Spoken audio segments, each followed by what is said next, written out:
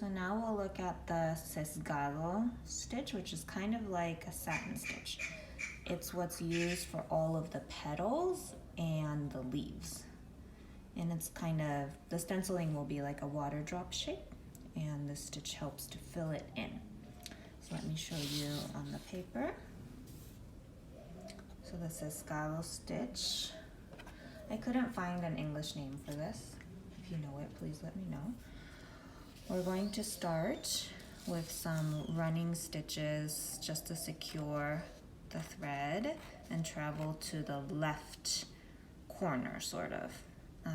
And from here, you're going to make stitches. So this will kind of be like the epicenter, and your stitches will travel like this, and like this, and like this, and like this.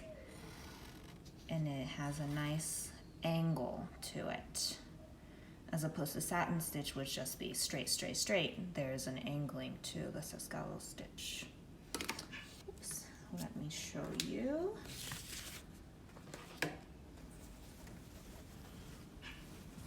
So here, I'll work on a petal. So I've done some petals and some leaves here. And like I said, they're not as good as Claribel stitches. But here, I'll just make a couple little running stitches to the left corner of one petal.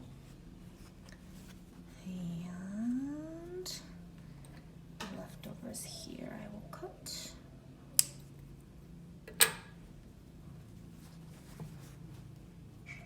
And so this is the epicenter, let's say. So we're going to make a stitch and go back.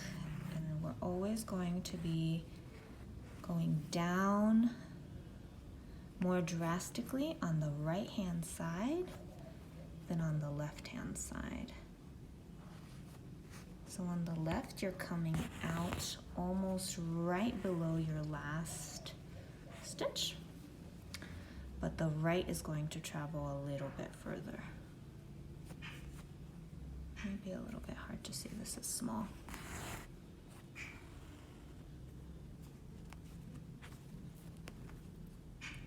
But what you're creating is an angle to this stitch.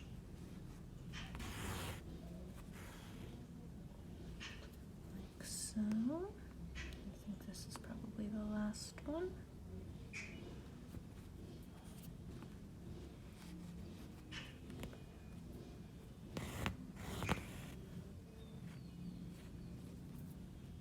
And with that, I can travel it to the next petal and start over from there.